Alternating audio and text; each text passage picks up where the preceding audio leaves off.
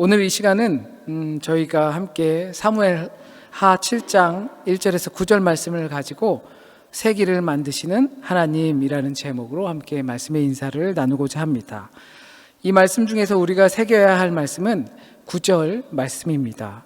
네가 어디를 가든지 내가 너와 함께 있어 내 모든 대적을 내 앞에서 멸하였은즉 세상에서 존귀한 자의 이름같이 내 이름을 존귀케 만들어 주리라. 아멘. 저희가 지난주에 다윗이 하나님의 궤를 옮기면서 그 예배의 모습을 어떻게 우리가 예배 드리는 자로서 예배자로서 다윗의 모습을 보면서 예배를 드려야 할지를 살펴보게 되었습니다.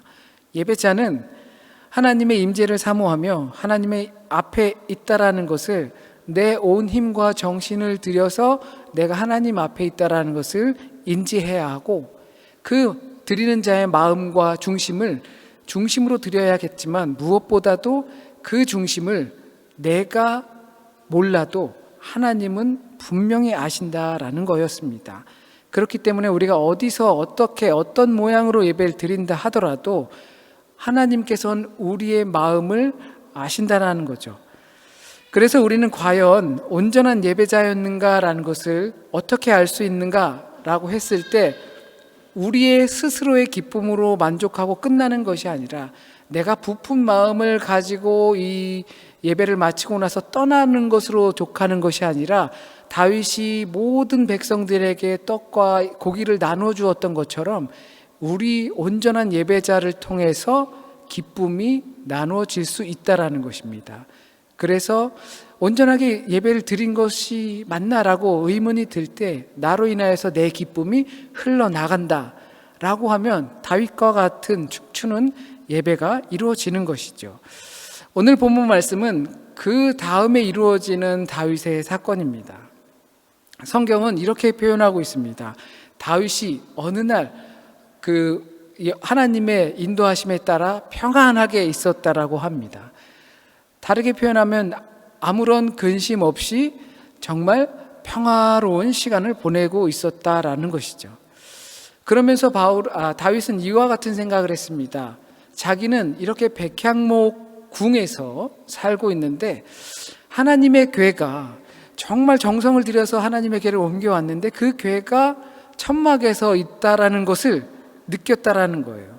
여기서 대부분은 놀라셔야 돼요. 다윗이 평안하게 있을 때 자기의 처지만 생각한 것이 아니라 하나님의 처지를 생각했다라는 것이죠. 유목민이었던 이스라엘 민족에게는 사실상 이 천막이라는 것이 적합했던 시대가 있었습니다. 하지만 이스라엘 백성들의 요구로 인해서 하나님의 정착하는 백성이 되었고 왕을 세우게 된 것이죠. 그래서 다윗은 자신의 집은 좋은데 하나님의 집이 없다는 것을 마음 아파해서 하나님의 집을 건축할 계획을 세운 것입니다. 그리하여서 나단 선지자에게 내가 이와 같은 마음을 갖고 있다, 하나님께서 다윗을 사랑하니 마음대로 하십시오 라는 결과가 나왔습니다. 언약궤를 무사히 안치시킨 다윗은 이제 하나님의 집을 짓고 싶었던 거죠. 우리가 어느 정도 자리를 차지하게 되면 하게 되는 것이 집을 구입하는 그런 일이 아닐까 생각해 봅니다. 먼저는 일단 차를 구입하죠. 그 다음엔 집을 구입하고 우스갯소리로 그 다음엔 뭐 아내를 바꾼다, 뭐 남편을 바꾼다, 뭐 이런 표현들을 하죠. 많이 부자가 되거나 그러면. 다윗도 자신이 안돈한 상태에서 하나님의 집을 짓고 싶었던 것입니다. 여기서 우린 다윗에게 찾아온 이 평화를 생각해야 합니다. 이 표현 자체가 놀라운 것이죠. 하나님께서 평안히 거하게 하셨다라는 사실, 1차적으로 하나님의 도우심으로 다윗이 평안 가운데 거했다라는 것입니다. 그런데 그때 다윗은 다른 생각을 한 것이 아니라 그 평화로운 시간 속에서 여유 있게 지내면서 하나님의 성전을 짓고 싶었다라는 것입니다. 그러나 다윗이 맞이한 이 평안한 것은 쉽게 얻어진 것은 사실 아니었습니다. 전쟁 같은 시간을 보냈습니다. 피비린내 나는 시간들을 다윗은 보냈습니다. 이리저리 다니면서 사울을 피해 다니면서 때로는 반 미친 사람처럼 정신 나간 행동을 해가면서 남의 나라에 기거하면서 살았습니다. 끊임없는 전투와 전투 속에 살았습니다. 그나마 이제 찾아온 평화인 것입니다. 하나님께서 주신 평화죠. 이 평화가 오기 전까지 전쟁 같은 과정이 없었다면 다윗에게도 역시 평화는 없었을 것입니다. 우리 인생들을 살펴보면 그것들을 알 수 있습니다. 전쟁 같은 시간 후에 평화는 찾아옵니다. 우리에게도 다윗과 같은 평화가 찾아옵니다. 다만 그 전쟁 같은 치열한 시간을 보내야 한다라는 것입니다. 이것이 단순하게 추상적인 의미로서 생각하면 안 됩니다. 누군들 평화로운 시간을 갖고 싶지 않겠습니까? 그러나 먼저 치열하게 전투하고 싸움의 시간이 있어야지만 그 과정을 지난 다음에 하나님께서 선물해 주는 평화의 시간이 있다라는 것입니다. 다윗은 그래서 하나님의 평화의 시간이 있었습니다. 그러나 솔로몬을 비교해 보면 그 구비된 하나님의 나라를 바꿔서 솔로몬이 어떻게 타락했는지를 보면 이 치열한 전투와 같은 후에 찾아오는 평화가 얼마나 중요한지를 알 수 있습니다. 물론 다윗도 순간의 실수로 그 평화를 잘 활용하지 못한 적도 있습니다. 다만 다윗은 그 치열한 시간을 보내면서 하나님의 기름을 부음을 받았고 또한 기름 부음 받은 사울을 2번씩이나 살려준 혼돈의 시간도 있었지만 기름 부음의 근거에서 살고자 끊임없이 노력을 했다라는 것입니다. 하나님께서 허락하신 것들에 대해서 그것을 거부하려는 것이 아니라 그것에 대해서 받아들이면서 살고자 끊임없이 노력했다는 것입니다. 이것을 다르게 표현하면 단순한 치열하게 열심히 살고 공부 열심히 하고 직장에서 승진하려고 노력했던 것만이 아니라 하나님께서 허락하신 영적인 전투를 계속 해왔다라는 것이죠. 믿음을 지키기 위해서. 그렇기 때문에 하나님의 궤를 옮기는 그 과정이 있었던 것이고 자신에게 찾아온 이 평안한 시간을 그저 그렇게 흘려보내지 않았습니다. 평화로운 것들이 하나님의 은혜라는 것을 다윗은 누구보다 더 잘 알고 있었습니다. 그 평화를 선물하신 하나님의 은혜에 다윗은 무언가 드리고 싶었습니다. 이게 하나님을 믿는 자의 모습이라고 생각합니다. 우리를 찾아온 예상하지 못했던 시간 속에서 하나님의 은혜를 떠올리는 것이 믿는 자들의 마음이라고 생각합니다. 우리에게도 분명히 이런 평안한 시간은 찾아올 것입니다. 그러기 위해서 우리는 기름 부으심, 그러니까 믿음, 우리에게 허락된 은혜를 믿음으로 지키기 위해서 치열하게 보내야 합니다. 그래서 그 평화로운 시간이 왔을 때 다윗과 같이 하나님께 주고 싶은 마음이 생기지 않을까 생각해 봅니다. 그런데 그날 밤 하나님을 위해 성전을 건축하고 싶었던 다윗에게 나단 선지자를 통해서 뜻밖의 말을 전해 듣습니다. 그것은 하나님의 성전을 지을 사람은 다윗이 아니라는 것이었습니다. 왜 다윗이 아닐까요? 역대상 22장 8절에서는 이렇게 말하고 있습니다. 여호와의 말씀이 내게 임하여 이르시되 너는 피를 심히 많이 흘렸고 크게 전쟁하였느니라. 네가 내 앞에서 땅에 피를 많이 흘렸은즉 내 이름을 위하여 전을 건축하지 못하리라. 그렇다고 해서 하나님께서 성전 건축을 통해 하나님께 영광을 돌리려는 다윗의 마음까지도 저버린 것은 아닙니다. 성전을 짓는 것을 허락하진 않으셨지만 다윗의 그 순전한 마음, 하나님께 드리고자 했던 그 마음만은 버린 것이 아닙니다. 단지 많은 전쟁을 통해서 많은 피해를 입혔기 때문에 다윗이 평화를 상징하는 성전을 건축하는 것은 어울리지 않았다라고 역대기 기자는 말하는 것입니다. 그래서 아직은 태어나지 않은 솔로몬, 평화, 샬롬을 상징하는, 떠올리게 하는 솔로몬에게 그 일을 맡기겠다라고 이야기를 하는 것입니다. 다윗은 하나님의 마음에 합한 자다라고 하였습니다. 아무리 하나님의 마음에 합한 자라고 해도 그가 원하는 것을 모두 들어줄 수 없다는 것은 언약궤를 옮길 때 우리는 보게 되었습니다. 다윗은 정성을 들여서 언약궤를 새 송아지와 수레를 통해서 옮겼는데 사고가 나고 말았죠. 마음만큼은 있었을 겁니다. 자기 나름의 방법대로 아무리 정성을 들여도 하나님을 대할 때는 하나님의 방법이 있다라는 사실을 분명히 알아야 하는 것이죠. 다윗, 너무나 선한 임금이죠. 그리고 모두에게 인정받고 모든 임금을 구별할 때 가장 기준이 되는 임금이 다윗입니다.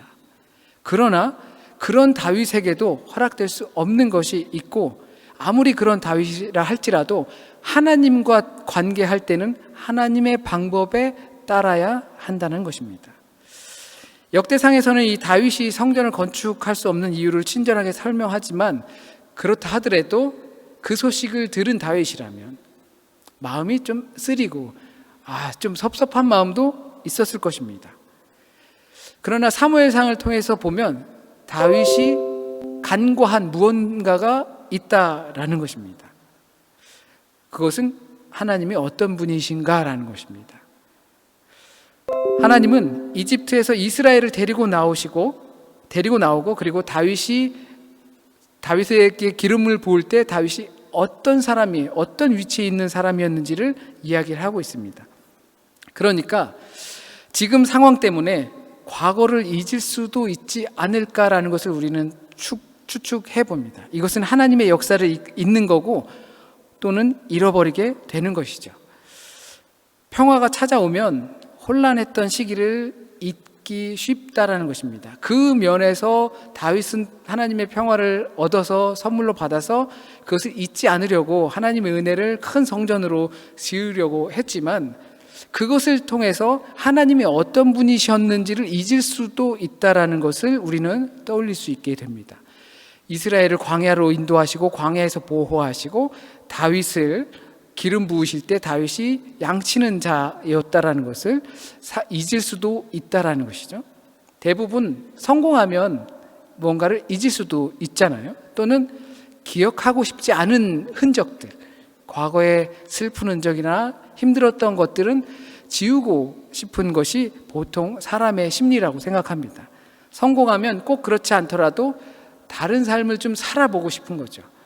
그래서 성공하려고 애쓴 거니까요. 그동안 꼭 해보고 싶었던 그것들 아마 하게 될 것입니다. 그것이 잘못하면 기억을 지울 수도 있다는 것입니다. 우리 인간의 성공 가운데서는 지우려고 하는 것이지만, 우리의 신앙 가운데서는 우리의 어려웠던 상황들을 지우려고 한다라는 것은 하나님을 잊겠다라는 것과 우리는 비교해 볼 수 있기 때문입니다. 그래서 하나님께서는 선지자들을 통해서 나는 사람이 아니다라고 수차례 강조하셨습니다. 그리고 이 일들을 계속 기억하고 가르치라라고 해서 그들은 쉐마 이스라엘, 하나님의 말씀을 들어라 하면서 계속해서 하나님께서 역사하셨던 과정을 반복해서 가르치고 가르쳤습니다. 우리만 보더라도 감사했던 일들을 잊기가 너무 쉽죠. 그것들을 생각해 보면 충분히 하나님의 마음을 이해할 수 있을 것 같습니다.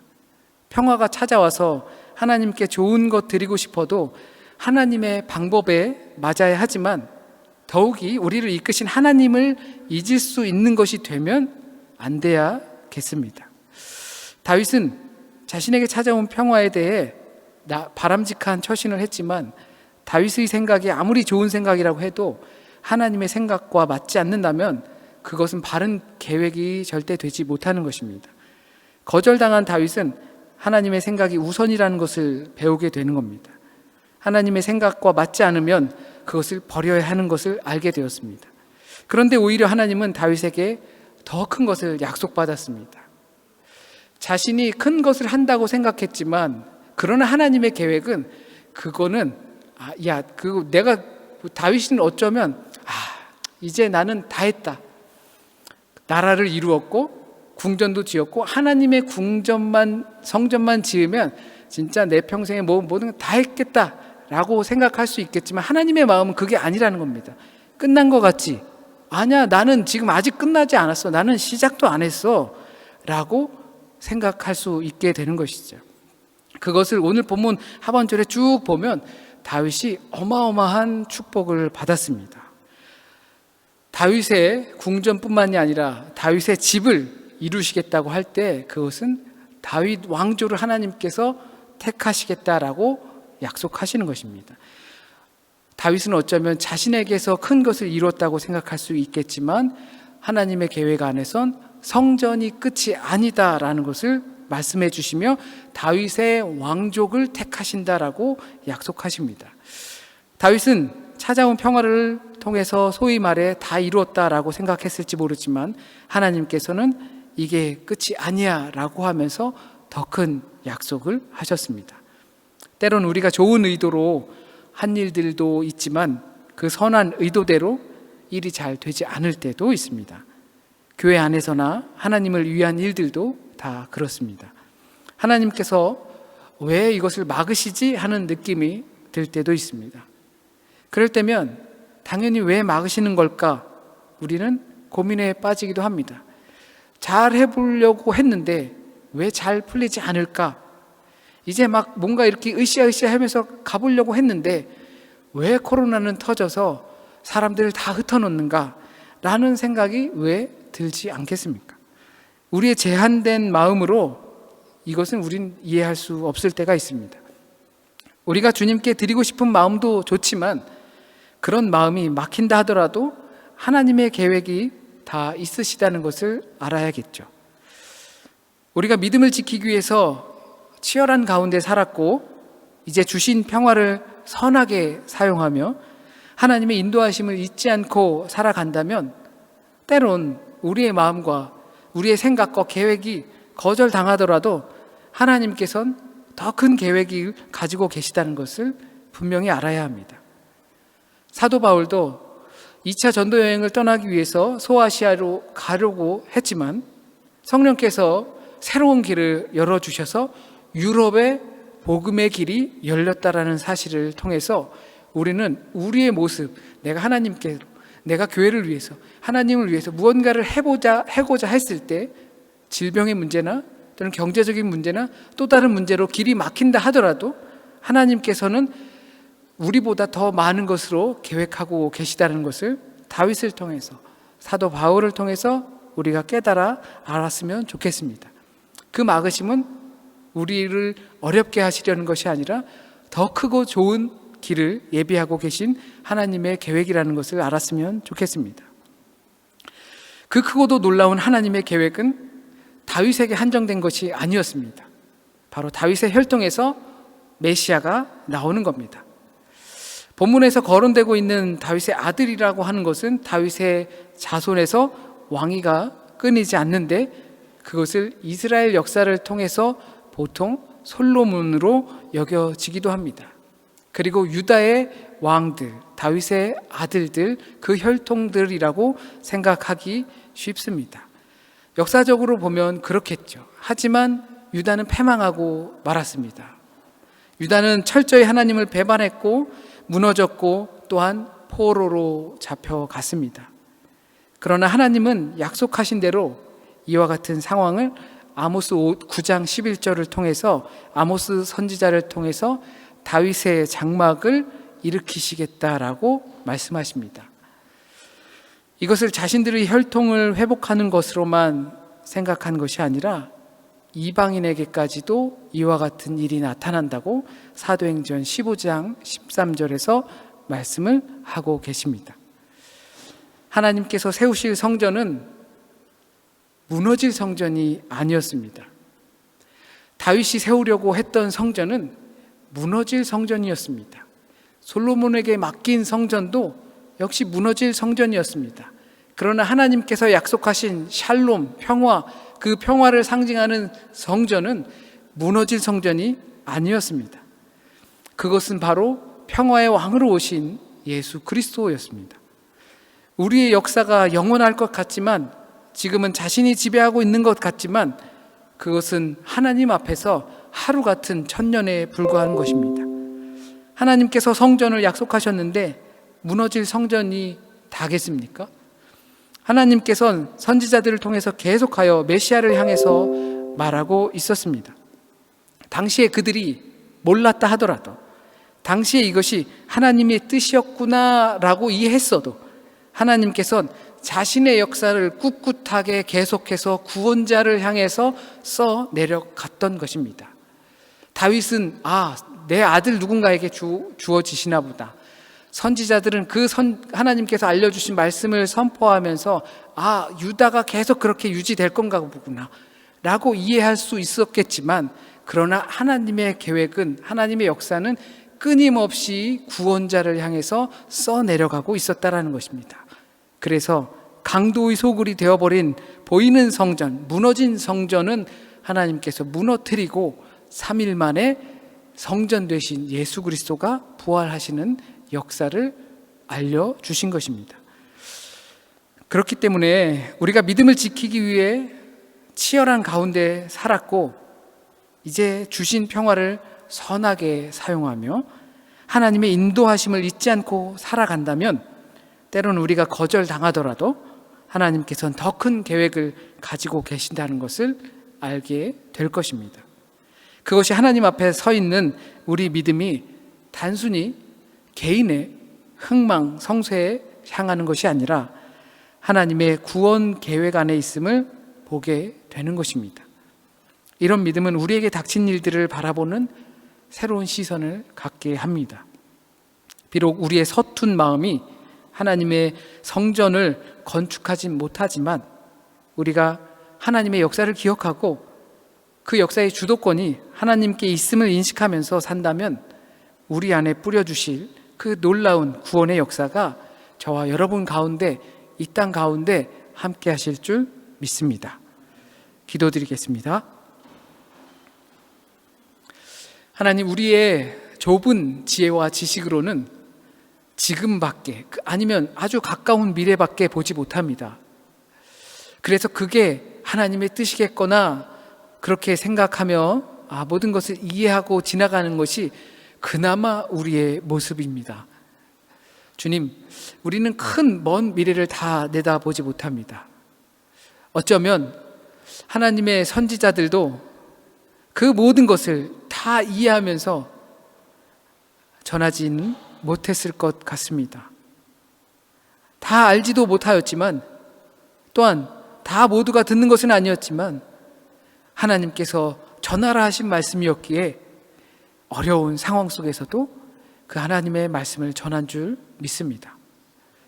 우리가 살아갈 때 내가 하나님께 드리고자 했던 그러한 계획들이 꺾이고, 또는 내가 계획했던 일들이 마음대로 되지 않을 때 좌절하고 힘들어하기 쉽지만, 그 가운데에서 하나님의 계획하심, 더 큰 것을 준비하고 계심, 놀라운 구원의 역사를 기록하고 계심, 그것을 우리가 마음 깊은 곳에서 응하고 받아들이며 그것을 살아갈 수 있는 믿음의 성도들이 될 수 있게 인도하여 주세요. 참 마음으로 다 헤아릴 수 없는 어려운 일들이, 딱하고 힘든 사정들이 우리 눈앞에 펼쳐졌습니다. 우리는 무엇 하나 제대로 할 수 없는 그러한 가운데 있습니다. 그나마 벌어진 일들에 대해서 수습하는 정도이고 작은 위로만 할 수 있는 정도입니다. 하나님, 우리가 할 수 없음을 고백합니다.